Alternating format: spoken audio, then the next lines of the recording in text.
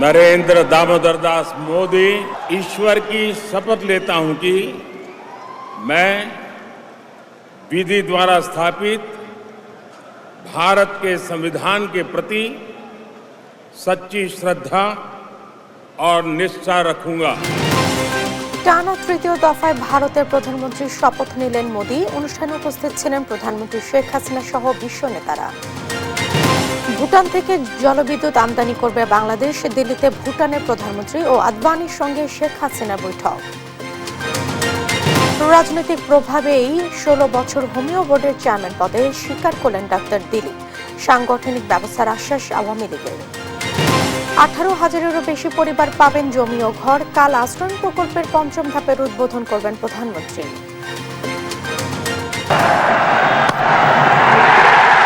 That's well ball. India win. That's a tremendous comeback. Pakistan didn't have a lot to chase. এবং 120 রানও করতে পারল না পাকিস্তান। মর্যাদার লড়াইয়ে দুর্দান্ত জয় ভারতের।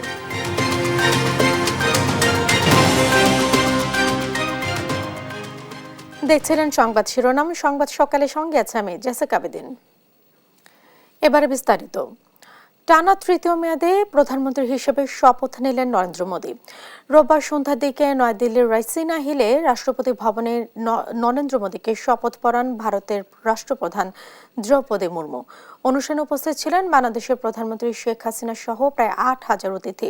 লুথর কবিরের রিপোর্টে থাকছে বিস্তারিত। শপথ গ্রহণের অনুষ্ঠানে যোগ দিতে রোববার সন্ধ্যা 7টার দিকে কালো গাড়ি চেপে রাষ্ট্রপতির ভবনে ঢুকেন নরেন্দ্র মোদি। সেখানে প্রবেশের সঙ্গে সঙ্গেই তার দিকে চোখ যায় প্রায় 8,000 অতিথির। কিছুক্ষণ পরই ওঠেন মঞ্চে, নেমে আসেন রাষ্ট্রপতি দ্রৌপদী মুর্মু। স্থানীয় সময় সন্ধ্যা 7:23 দিকে প্রধানমন্ত্রী হিসেবে মোদিকে টানা তৃতীয় মেয়াদে শপথ বাক্য পাঠ করান রাষ্ট্রপতি। করতালিতে প্রধানমন্ত্রীকে শুভেচ্ছা জানান বাংলাদেশের প্রধানমন্ত্রী শেখ হাসিনা সহ আরো অনেকে।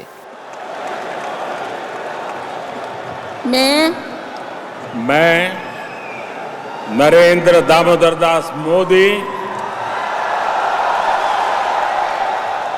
ईश्वर की शपथ लेता हूं कि मैं विधि द्वारा स्थापित भारत के संविधान के प्रति सच्ची श्रद्धा और निष्ठा रखूंगा। मैं भारत की प्रभुता और अखंडता अक्षुण्ण रखूंगा।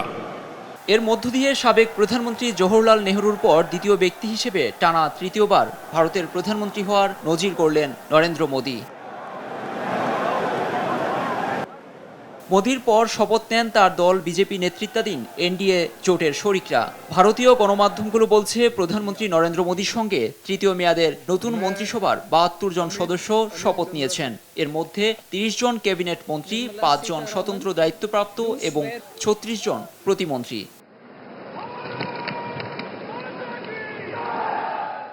শপথ অনুষ্ঠানকে কেন্দ্র করে রাজধানী নয়াদিল্লিতে নিরাপত্তা ব্যবস্থা জোরদার করা হয়েছে। রবি ও সোমবার এই 2 দিন রাষ্ট্রপতি ভবনের আশপাশে ঘোষণা করা হয়েছে নো ফ্লাই জোন। মোতায়েন করা হয়েছে কয়েক স্তরের নিরাপত্তা ব্যবস্থা। এবারের লোকসভা নির্বাচনে 292টি আসনে জয় পেয়েছে বিজেপির নেতৃত্বাধীন এনডিএ জোট। বিরোধী জোট ইন্ডিয়া পেয়েছে 233টি আসন। সংখ্যাগরিষ্ঠতা পেয়ে এনডিএ সরকার গড়লেও একক সংখ্যাগরিষ্ঠতা পায়নি বিজেপি। লুৎফর কবির, নিউজ ডেস্ক, দেশ টিভি। ভারতের নির্বাচনে তৃতীয়বার জয় পেয়ে হ্যাট্রিক করলেন নরেন্দ্র মোদি। একজন চা বিক্রেতা থেকে ভারতের প্রধানমন্ত্রীর এ যাত্রা যেন হার মানায় রূপকথাকেও। বিশ্ব রাজনৈতিক অঙ্গনে নিজেই নিজেকে নিয়ে গেছেন অনন্য উচ্চতায়। আফরিন ময় রিপোর্টে থাকছে বিস্তারিত। उन ताकतों को परास्त करने के लिए है जो भारत को कमजोर करना चाहती है। ভারতের প্রধানমন্ত্রী নরেন্দ্র মোদী দেশটির রাজনীতিতে অন্যতম আলোচিত ব্যক্তি, যিনি টানা তৃতীয়বার বসতে যাচ্ছেন ক্ষমতায়। চা বিক্রেতা থেকে ভারতের প্রধানমন্ত্রী, তার এ যাত্রা হার মানায় রূপকথাকেও। শক্তিশালী নেতৃত্ব এবং আত্মবিশ্বাস তাকে বিশ্বের শক্তিধর নেতাদের কাতারে নিয়ে গেছে। বিশ্বের সবচেয়ে জনবহুল দেশের সরকার প্রধান মোদী এখন পশ্চিমা বিশ্বের কাছে কাঙ্ক্ষিত ব্যক্তিত্ব। नरेंद्र मोदी जी का दुनिया के सबसे मजबूत नेता का हार्दिक स्वागत है। গুজরাটের মেহসানা জেলায় 1950 সালের 17 সেপ্টেম্বর জন্ম নেয়া মোদী 6 ভাই বোনের মধ্যে তৃতীয়। ছোটবেলা থেকেই দারিদ্র্যের সঙ্গে লড়াইয়ে ভাদনগর রেল স্টেশনে বাবার দোকানে চা বিক্রি করেছেন, পাশাপাশি চালিয়ে গেছেন পড়াশোনাও। গুজরাট ইউনিভার্সিটি থেকে রাষ্ট্রবিজ্ঞানে MA করেন তিনি। 1970 সালে নাম লেখান বিজেপির রাষ্ট্রীয় স্বয়ংসেবক সংঘ RSS এ। এর মধ্য দিয়ে শুরু হয় তার রাজনৈতিক ক্যারিয়ার। 1980 সালে বিজেপি গুজরাটে যোগ দেওয়ার আগে RSS এ প্রশিক্ষিত প্রচারক হিসেবে বহু বছর কাজ করেন। 2001 সালে ভূমিকম্পে গুজরাটে 20,000 মানুষের প্রাণহানির ঘটনায় ক্ষমতা ছাড়েন পূর্বসূরীরা। এ সময় গুজরাটের মুখ্যমন্ত্রী হিসেবে দায়িত্ব নেন মোদী। এর 1 বছরের মাথায় গুজরাটে হিন্দু মুসলিম দাঙ্গায় আঙুল উঠে মোদীর দিকেই। ভারত জুড়ে তার পদত্যাগের দাবি উঠলে সরে দাঁড়ান তিনি। এরপর 2002 থেকে 14 পর্যন্ত মুখ্যমন্ত্রী হিসেবে ক্ষমতায় ছিলেন মোদী। 2014 সালের মে মাসে বিপুল ভোটে ভারতের 16তম প্রধানমন্ত্রীর দায়িত্ব গ্রহণ করেন তিনি। এরপর থেকে দেশটির ভার তার কাঁধেই। 18তম লোকসভা নির্বাচনে জয় পেয়ে হ্যাট্রিক করা এ রাষ্ট্রপ্রধান বিশ্ব রাজনীতিতে ভারতের উত্থানের কারিগর। আঞ্চলিক নিরাপত্তা ইস্যুতেও মোদীর ভূমিকা পেয়েছে ব্যাপক সাফল্য। তবে রাজনীতির একদম শীর্ষে মোদীর আরোহণ বিস্মিত করে অনেককে। গুজরাট দাঙ্গার কারণে মোদী প্রধানমন্ত্রী হতে পারবেন না, সমালোচকদের এমন মন্তব্যের দাঁত ভাঙা জবাবও দিয়েছেন ভারতের এই রাষ্ট্রনায়ক। ওই দাঙ্গার পর নরেন্দ্র মোদীকে আন্তর্জাতিক সম্প্রদায় বর্জন করে, ভিসা বন্ধ করে দেয় মার্কিন প্রশাসন, সম্পর্ক ছিন্ন করে ব্রিটেনও। তবে সময় গড়ানোর সঙ্গে সঙ্গে বদলেছে সেই পরিস্থিতি। বিশ্লেষকরা বলছেন, কেন্দ্রীয় ক্ষমতায় আসার পর থেকে ভাগ্য সহায় থেকেছে মোদীর। দেশের অবকাঠামো উন্নয়ন, স্বচ্ছ ও আধুনিক ভারত গড়তে তার উল্লেখযোগ্য পদক্ষেপ, সেই সঙ্গে দেশের পররাষ্ট্র নীতিকেও করেছেন আরও শক্তিশালী। বিশেষ করে জাপান, অস্ট্রেলিয়া, ইসরায়েল, যুক্তরাষ্ট্র ও যুক্তরাজ্যের সঙ্গে সম্পর্ক আরও মজবুত করে বিশ্ব রাজনীতিতে দাপিয়ে বেড়াচ্ছেন মোদী। আফরিন মৌ, নিউজ ডেস্ক, দেশ টিভি। ভারতের মধ্য দিয়ে ভুটান থেকে জলবিদ্যুৎ আমদানি বিষয়ে আগ্রহ পুনর্ব্যক্ত করেছেন প্রধানমন্ত্রী শেখ হাসিনা। দিল্লি সফরের দ্বিতীয় দিনে স্থানীয় সময় বিকেল 4:30টায় প্রধানমন্ত্রীর সঙ্গে তার বাসস্থলে সৌজন্য সাক্ষাতে আসেন ভুটানের প্রধানমন্ত্রী দাশো সেরিং তোবগে। এ সময় প্রধানমন্ত্রী জানান, ভুটান থেকে ভারতের ভূখণ্ড দিয়ে বিদ্যুৎ রফতানির জন্য একটি ত্রিপক্ষীয় চুক্তি প্রয়োজন এবং বিষয়টি এর মধ্যে ভারতের নজরে আনা হয়েছে। এর আগে বিজেপির বর্ষিয়ান নেতা লালকৃষ্ণ আদবানির সঙ্গে তার বাড়িতে সৌজন্য সাক্ষাৎ করেন শেখ হাসিনা। বৈঠকে দুই নেতা ব্যক্তিগত বিষয় নিয়ে কথা বলেন।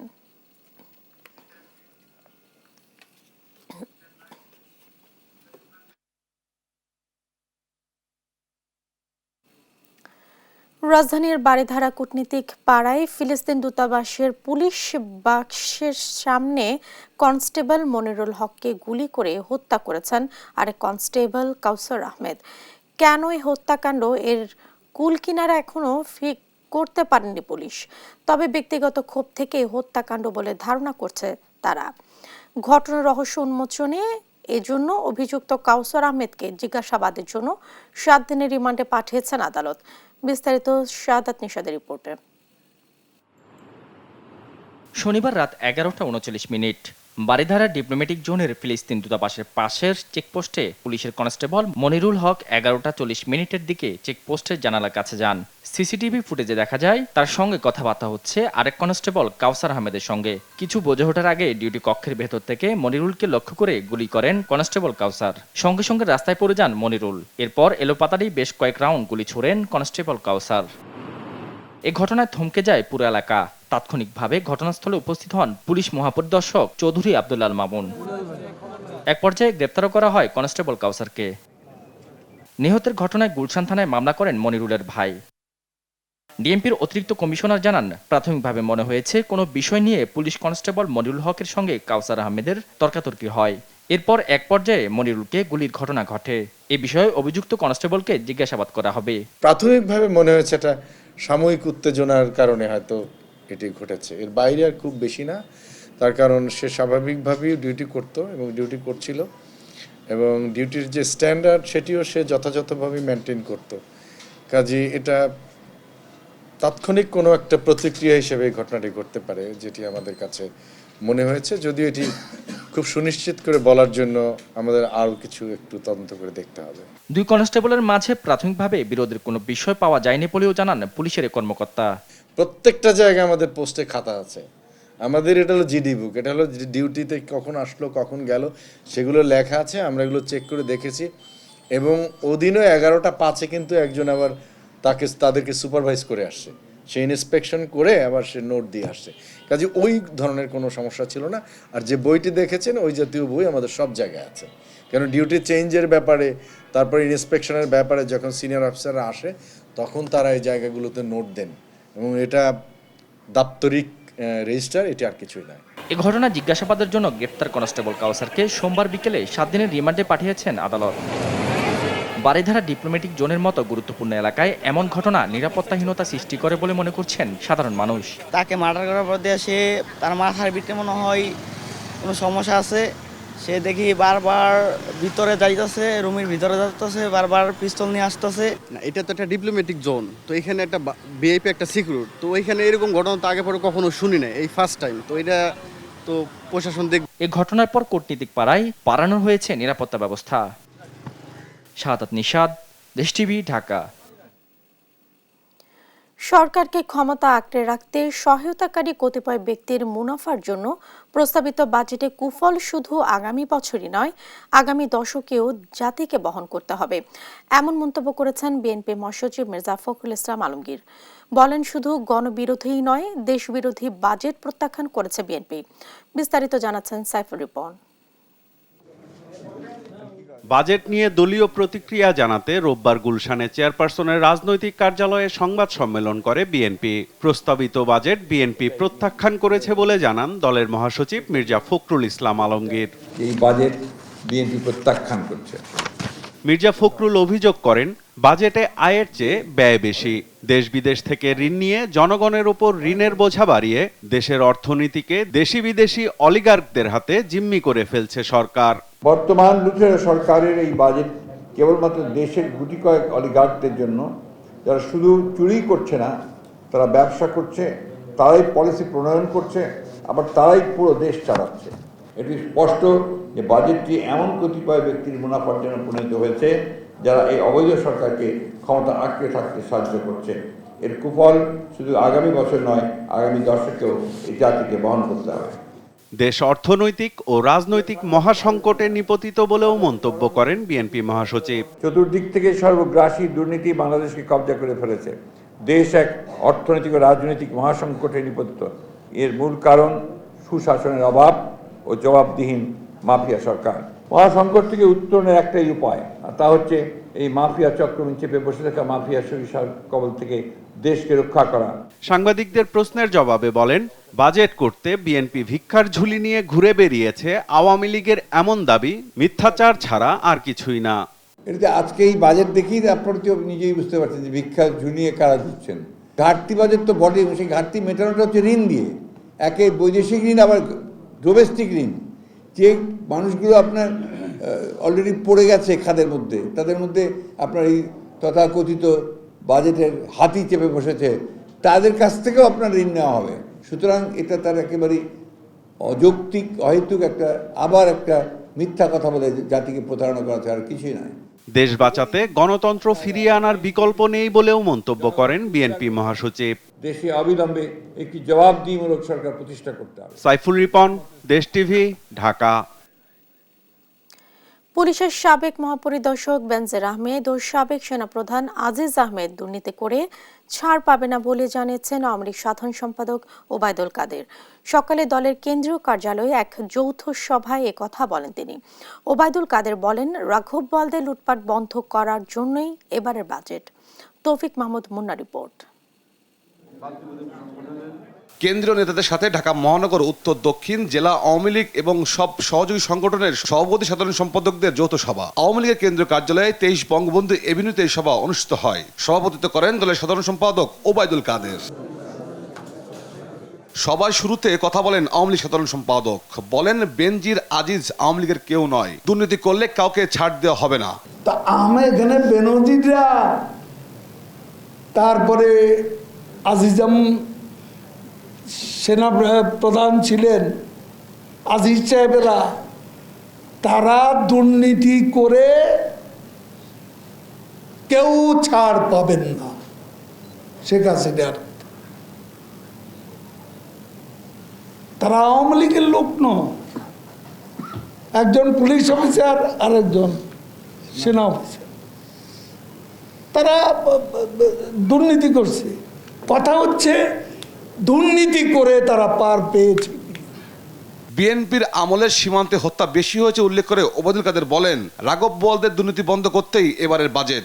বেগম খালেদা জিও বলেছে সাদা করেন, তাহলে তারা বেগম খালেদা জিয়া, সাইফুর রহমান এখন মৃত মানুষ, মরহুম বলতে চাই না, তারাও তাহলে দুর্বৃত্ত। আর লুটপাটের জন্য রাঘব বোয়ালদের এই বাজেটটা করা হয়েছে রাঘব বোয়ালদের লুটপাট বন্ধ করার জন্য।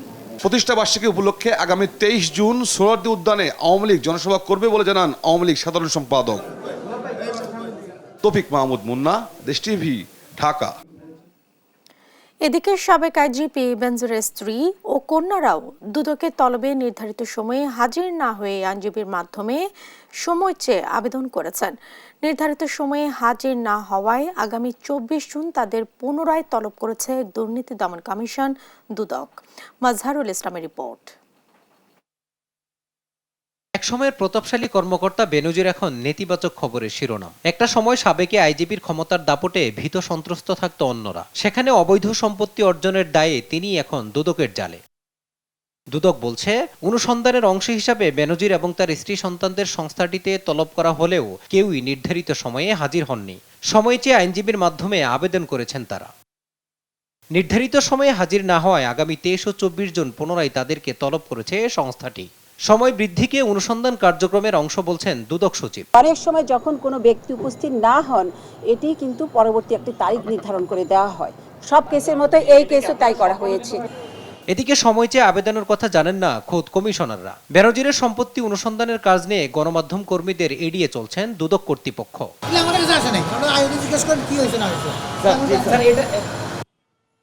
সাবেক আইজিপির অবৈধ সম্পত্তির অনুসন্ধান শেষ করে যথাসময়ে তার বিচার হবে, এমনটাই প্রত্যাশা সাধারণ মানুষের। মাজহারুল ইসলাম, দেশ টিভি, ঢাকা। হোমিওপ্যাথি বোর্ডকে ব্যবহার করে দুর্নীতি, নিয়োগ বাণিজ্য করে থাকলে তদন্ত সাপেক্ষে ডক্টর দিলীপ রায়ের বিরুদ্ধে সাংগঠনিক ব্যবস্থা নেওয়ার আশ্বাস দিলেন ঢাকা মহানগর দক্ষিণ আওয়ামী লীগ সাধারণ সম্পাদক হুমায়ুন কবির। বলেন, রাজনৈতিক প্রভাব খাটিয়ে বিত্ত বৈভবের মালিক হওয়ার কোনো সুযোগ নেই। এদিকে রাজনৈতিক প্রভাবেই 16 বছর চেয়ারম্যান পদে আছেন বলে স্বীকার করেছেন দিলীপ কুমার রায়। টিআইবি বলছে, প্রাতিষ্ঠানিক দুর্নীতি প্রতিরোধে কঠোর ব্যবস্থা নেওয়া উচিত। ফখরুল ইসলামের রিপোর্টে থাকছে বিস্তারিত। এই যে আমার যে সাফল্যগুলি, এটা রাজনৈতিক সিদ্ধান্ত হয়েছে। আমাদের পলিটিক্যাল মন্ত্রীগুলি আওয়ামী লীগ ছিল বলেই হয়েছে। চেয়ারম্যান তো অটো হয়ে গেছে, এটা হওয়া লাগে না। একটা প্রতিষ্ঠানে তো একবার দুইবারে বেশি দেয় না। আমি ভাগ্যবান। রাজনৈতিক প্রভাবেই টানা 5 দফায় 15 বছর বোর্ড চেয়ারম্যান হয়ে একচেটিয়া দুর্নীতি অনিয়ম করে গেছেন ডাক্তার দিলীপ কুমার রায়। কোনো নিয়ম নীতির তোয়াক্কা না করে 46 বছর বয়সী ডাক্তার শহীদুল ইসলামকে পরীক্ষা নিয়ন্ত্রক পদে চাকরি দিয়েছেন, নিজ নামে মেডিকেল কলেজ গড়েছেন। বোর্ডের সহকারী রেজিস্ট্রার বানিয়েছেন নিজ ভাতিজা অমিত রায়কে। আরেক ভাতিজা ডাক্তার প্রদীপ রায়কে অভিজ্ঞতা না থাকা সত্ত্বেও করেছেন নিজ কলেজের উপাধ্যক্ষ। একদিনও হাসপাতালে না গিয়ে বোর্ড চেয়ারম্যান থাকাকালীন বেতন তুলেছেন হোমিও মেডিকেল কলেজের আরএমও হিসেবে। মহানগর আওয়ামী লীগ যেহেতু করি, সবকিছু মিলেই তো। তবে আমাকে ধরার মতন আমার কোনো দুর্নীতি, আমার কোনো স্বজনপ্রীতি ক্ষমতার অপব্যবহার, কাউকে ভয় দেখাইছি, আমার ব্যবহারটাই তো মানুষের কাছে আমি জনপ্রিয়। এই সব একটা বর্ণাঢ্য। আমি মহানগর আওয়ামী লীগের প্রেসিডেন্ট, দায়িত্বটা পাওয়ার আশা করি। অনিয়মের সঙ্গে সমান তালে হেঁটেছেন রাজনীতির পথেও। তার স্বপ্ন এখন রাজনীতিতে এগিয়ে যাওয়ার। তিনি তার পদ পদবি এবং রাজনৈতিক পরিচয় দিয়ে তিনি হোমিওপ্যাথিক বোর্ডের চেয়ারম্যান হয়েছেন। ওনার অনিয়ম পাহাড় সমান। হোমিওপ্যাথিক একটা ধ্বংসের দ্বার প্রান্তে, খাদের কিনারায় দাঁড়ায় আছে। পাওয়ার অপব্যবহার করে আজকে সে বারবারই বোর্ডের চেয়ারম্যান। দিলীপ রায় রাজনৈতিক প্রভাব দেখিয়ে কোনো অনিয়ম করে থাকলে সাংগঠনিক ব্যবস্থা নেওয়ার কথা জানান ঢাকা মহানগর দক্ষিণ আওয়ামী লীগের সাধারণ সম্পাদক। কিন্তু এখনও যে সে বহাল তবিতে আছে, আমাদের সহসভাপতি সেও যদি কোনো অনিয়মের সাথে জড়িত থাকে, যেটা সরকারিভাবে নেওয়া দরকার সেটা সরকারিভাবে নেবে। আর এগুলা পাবলিক নোটিশে আসবে, হ্যাঁ, যে আমাদের ইমেজকে ক্ষুণ্ণ করছে, তাহলে আমরা এই ব্যাপারে আমাদের ফোরামে আলোচনা করে আমাদের হাই কমান্ড যাদের আছে আমাদের ওদের সাথে আলোচনা করে অবশ্যই ব্যবস্থা নেব। দুর্নীতি অনিয়মে সিদ্ধহস্ত ডাক্তার দিলীপ কুমার রায় পাহাড়সম সম্পদ গড়েছেন হোমিও বোর্ডকে ব্যবহার করে। এইসব সম্পদ অর্জনে অনিয়ম থাকলে দুদকের ব্যবস্থা নেওয়া উচিত বলে মনে করেন টিআইবি নির্বাহী পরিচালক। বিশেষ করে রাজনৈতিক প্রভাব, দলীয় রাজনৈতিক প্রভাব এখানে একটা মুখ্য ভূমিকা পালন করেছে। পুরো প্রাতিষ্ঠানিক প্রক্রিয়াকে এক ধরনের জিম্মি করে এই ঘটনাগুলো ঘটেছে। এবং এই ক্ষেত্রে যেহেতু দলীয় রাজনৈতিক প্রভাবের একটা সুনির্দিষ্ট তথ্য আছে, সেই কারণেই দুদক এটা এভাবে বিষয়টি নিয়ে যথাযথ প্রক্রিয়া অনুসরণ করতে ব্যর্থ হয়েছে কিনা, ঘাটতি সৃষ্টি করেছে কিনা, সেটাও কিন্তু দুদকেরও এই প্রশ্নের জবাব দেওয়ার জন্য দায়বদ্ধ বলে আমরা মনে করি। দিলীপ কুমার রায়ের হাত থেকে হোমিওপ্যাথি বোর্ডকে রক্ষা করতে এখনই উদ্যোগ নেওয়ার দাবি হোমিওপ্যাথি সংশ্লিষ্টরা। ফখরুল ইসলাম, দেশ টিভি, ঢাকা। এমপি আনোয়ারুল আজিম আনার হত্যাকাণ্ডের অন্যতম সন্দেহভাজন সিয়াম হোসেনকে সঙ্গে নিয়ে কলকাতার খাল থেকে হাড়গোড় উদ্ধার করেছে পুলিশ। তবে ওই হাড়গোড় এমপি আনারের কিনা তা এখনও নিশ্চিত হওয়া যায়নি। আরও জানাচ্ছেন মাহমুদ হাসান। ঝিনাইদহ ৪ আসনের সংসদ সদস্য আনোয়ারুল আজিম আনার কলকাতায় নৃশংসভাবে খুন হন গেল মাসে। এই হত্যাকাণ্ডের পর তার মরদেহ উদ্ধারে নড়েচড়ে বসে দুই দেশের আইনশৃঙ্খলা বাহিনী। দফায় দফায় চলে অনুসন্ধান। দুই দেশের গোয়েন্দা বাহিনী মিলে চালায় যৌথ তল্লাশি। প্রথম দফায় গেল ২৮ মে কলকাতার নিউ টাউনের সঞ্জীভা গার্ডেন ফ্ল্যাটের সেপটিক ট্যাঙ্ক থেকে দেহাবশেষ খুঁজে পায় গোয়েন্দা পুলিশ। এরপর নেপাল থেকে গ্রেপ্তার করা হয় হত্যাকাণ্ডের অন্যতম আসামি সিয়ামকে। তাকে ভারতে আনার পর রোববার দেহাংশ উদ্ধার অভিযান চালানো হয়। কলকাতা পুলিশের সিআইডির নেতৃত্বে তল্লাশি চালানো হয় ভাঙড়ের সাতুলিয়া এলাকায় বাগজোলা খালে।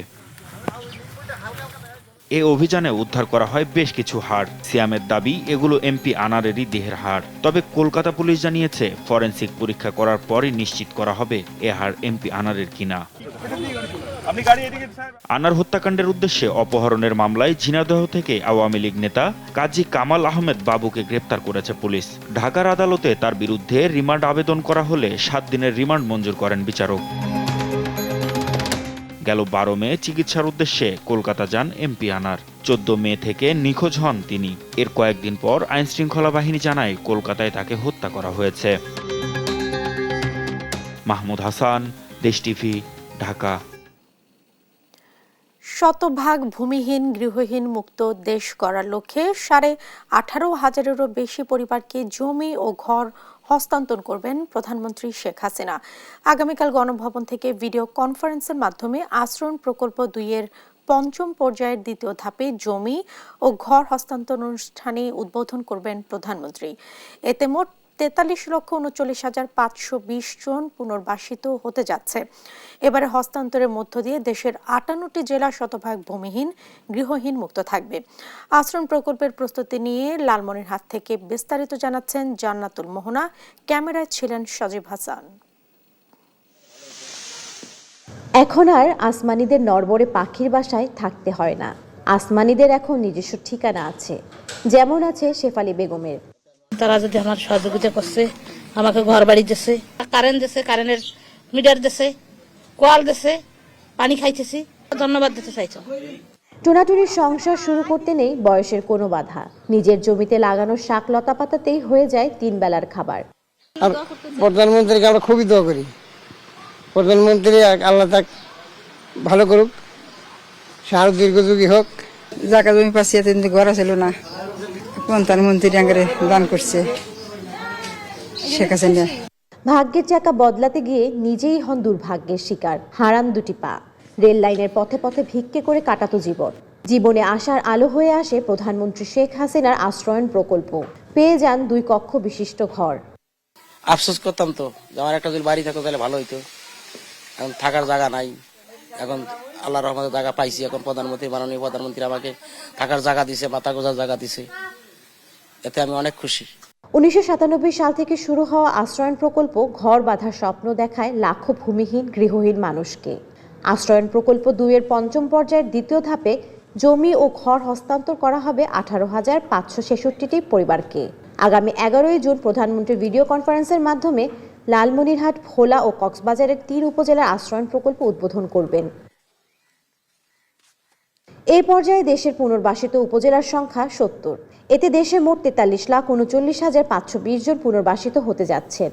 আর শতভাগ ভূমিহীন গৃহহীন মুক্ত জেলার সংখ্যা হবে 58টি। লালমনিরহাট জেলার কালীগঞ্জের মহিষামুড়ির আশ্রয়ণ প্রকল্প ঘুরে দেখা যায় সুবিধাবঞ্চিত মানুষের নতুন ঘরে ওঠার তোড়জোড়। এ জেলায় 1,282টি ঘর হস্তান্তর করা হবে। যাদের মাথার উপর কোনো ছায়া নেই তারাই হয়তো জানে এই পৃথিবী কতটা নিষ্ঠুর বেঁচে থাকার জন্য। প্রধানমন্ত্রীর আশ্রয়ণ প্রকল্পের ফলে লাখো ভূমিহীন গৃহহীন মানুষ পেয়েছে মাথা গোজার শেষ সম্বল। তাই তো নিজের মনের মাধুরী মিশিয়ে সাজাচ্ছেন নিজের স্বপ্নের বাড়ি, যা ছিল অনেকের কাছে কল্পনাতীত। লালমনিরহাট থেকে জান্নাতুল মোহনা, দেশ টিভি। স্থগিত 19 উপজেলার ভোটে 12টিতেই ক্ষমতাসীন দলের প্রার্থীদের জয় জয়কার। ষষ্ঠ উপজেলা পরিষদ নির্বাচনে ঘূর্ণিঝড় রিমালের কারণে স্থগিত 19টি উপজেলার ভোট গ্রহণ রোববার অনুষ্ঠিত হয়। 19টি উপজেলার ফলে দেখা গেছে জরিপ প্রার্থীদের 18 জনই আওয়ামী লীগের বিভিন্ন পর্যায়ের নেতাকর্মী। শুধু ভোলার লালমোহনে এক বিএনপি নেতা জয় পেয়েছেন।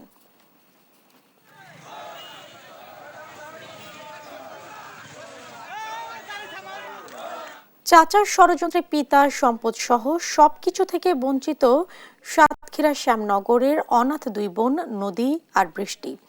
বন্ধ হয়েছে তাদের পড়াশোনাও। বাবার 10 বিঘার উপরে জমি থাকা সত্ত্বেও আশ্রয়হীন অবস্থায় চরম অনাদরে দিন কাটছে 2 বোনের। এলাকাবাসীর দাবি দ্রুত তাদের সম্পদ ফিরিয়ে দেওয়ার ব্যবস্থা করা হোক। সহকর্মী শরীফুল্লাহ কায়সার সুমনের তথ্যচিত্রে ডেস্ক রিপোর্ট। এক সময় গোয়াল ভরা গরু আর গোলা ভরা ধান ছিল সাতক্ষীরার শ্যামনগরের বংশীপুরের লালটু সরকারের পরিবারে। অসুস্থতায় লালটু সরকার এবং করোনাকালে তার স্ত্রীর মৃত্যু হলে অনাথ 2 শিশু নদী আর বৃষ্টির জীবনে নেমে আসে চরম দুর্ভোগ। অনাথ শিশুদের দিকে না তাকিয়ে চাচা গোলক সরকারের নজর পড়ে ভাইয়ের 10 বিঘার বেশি জমির ওপর। কিছুদিন না যেতেই জমি দখল করতে পথে নামিয়ে দেন 2 ভাইজিকে। শিশুদের অসহায় অবস্থা দেখে তাদের অধিকার ফিরিয়ে দিতে মানববন্ধন করেছে স্থানীয় লোকজন।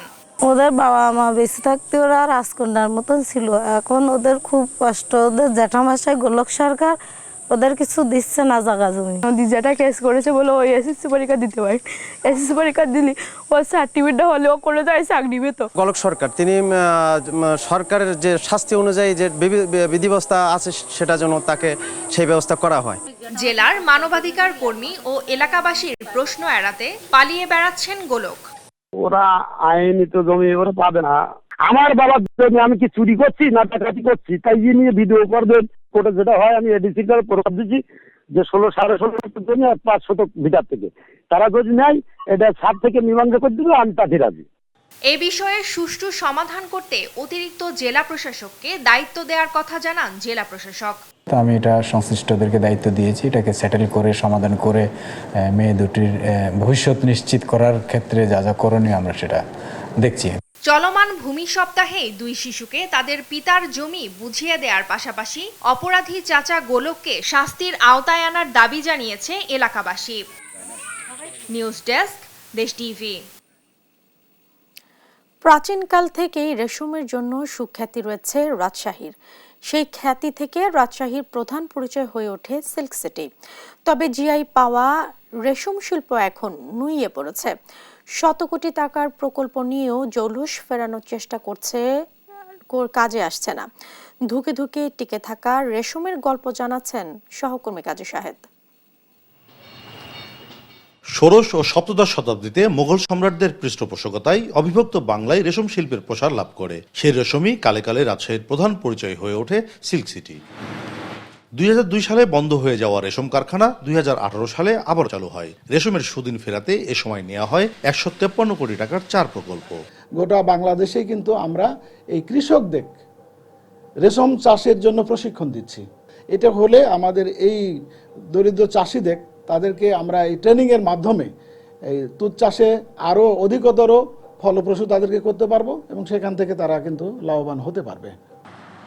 জিআই পণ্য হিসেবে স্বীকৃতি লাভ ও দেশে বিদেশে জনপ্রিয়তা থাকা সত্ত্বেও এই শিল্প এখন হুমকির মুখে। বর্তমানে রাজশাহী সিল্কের অস্তিত্ব কাগজে কলমে, কারণ বিদেশ থেকে আমদানি করা কাপড় দেশে পরিচিতি পাচ্ছে রাজশাহীর নামে। সরকারিভাবে যেটা করে সেটা হলো মাদ্রাতা আমলের পদ্ধতি। এই পদ্ধতিতে যদি আরও 20 বছর করে তাহলে এর কোনো ডেভেলপমেন্ট হবে না।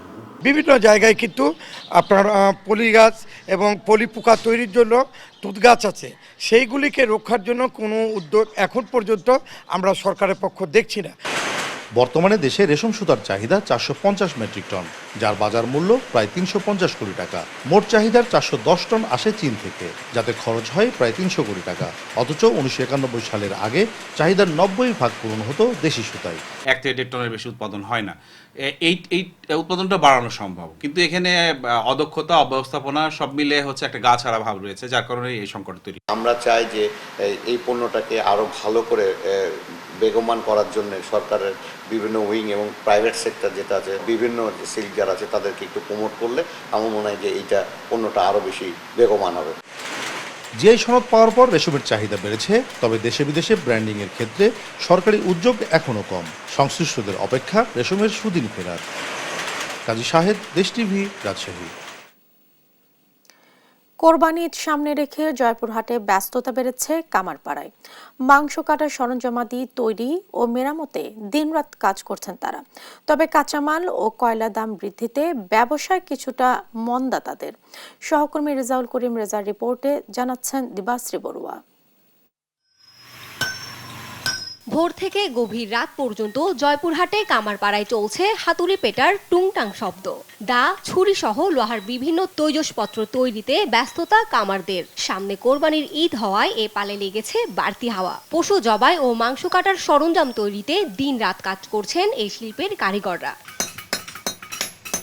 তবে কাঁচামাল ও কয়লার দাম বৃদ্ধিতে এ ব্যবসায় এখন তেমন জৌলুস নেই। সেই সাথে চায়নার আধুনিক প্রযুক্তির আকর্ষণীয় চকচকে তৈজসপত্রের কাছে হার মানতে হচ্ছে এই শিল্পকে। এমন পরিস্থিতিতে পূর্বপুরুষের এই ব্যবসা টিকিয়ে রাখতে সরকারের সহযোগিতা চান কারিগররা। এই চায়নার প্রোডাক্ট আসে আমাদের জিনিস একদম অচলের দিকে চলে গেছে। আমরা বাপ দাদার পেশা, আমরা ছাড়তেও পারি না। লোহা কয়লার দাম বেশি, কিনতে বেশি, বেচতে বেশি নাই। চায়নাদের জন্য ব্যবসা খারাপ হয়ে গেছে। সরকারি অনুদান তো আমরা পাই না। ঈদের 1 মাস আগে থেকে মোটামুটি ভালো ব্যবসা করেছি, এবার মাল বানাইছি, অথচ কাস্টমারের কাছে বেচে শান্তি পাচ্ছি না। যদিও ক্রেতারা বলছেন কোরবানির পশু জবাইয়ের সরঞ্জামের দাম এবার বেড়েছে অনেকটাই। বিভিন্ন সাইজের চাকু বিক্রি হচ্ছে 80 থেকে 350 টাকা, হাসুয়া 150 থেকে 400 টাকা পর্যন্ত। দাম বেশি মনে হচ্ছে, এখন কি কারণে বেশি জানি না। এখন প্রয়োজন, যেহেতু সামনে ঈদকে উপলক্ষ করে এখন তো একটা হাসা বটি বা চাকু এগুলোর প্রয়োজন। জিনিসটার দাম হয় 50 থেকে 60 টাকা দাম, কিন্তু এখন দিবে না বিধায় 80 টাকা দিলাম। কামার কারিগরদের টিকিয়ে রাখতে বিসিকের পক্ষ থেকে সহযোগিতার আশ্বাস দেন এই কর্মকর্তা। অধিকাংশ কামারেরা খুব ব্যস্ত সময় পার করছে, তারা লোহার নানাবিধ জিনিসপত্র তৈরি করে থাকে। এছাড়াও তারা সারা বছর ব্যাপী লোহার তৈরি জিনিসপত্র তৈরি করে। তাদের যদি কোনো ধরনের সহযোগিতা প্রয়োজন পড়ে তাহলে বিসিক জয়পুরহাটের পক্ষ থেকে তাদের সার্বিক সহযোগিতা করা হবে। জয়পুরহাটে প্রায় 350 কামারশালায় কর্মকাররা এই পেশায় যুক্ত আছে। নিউজ ডেস্ক, দেশ টিভি।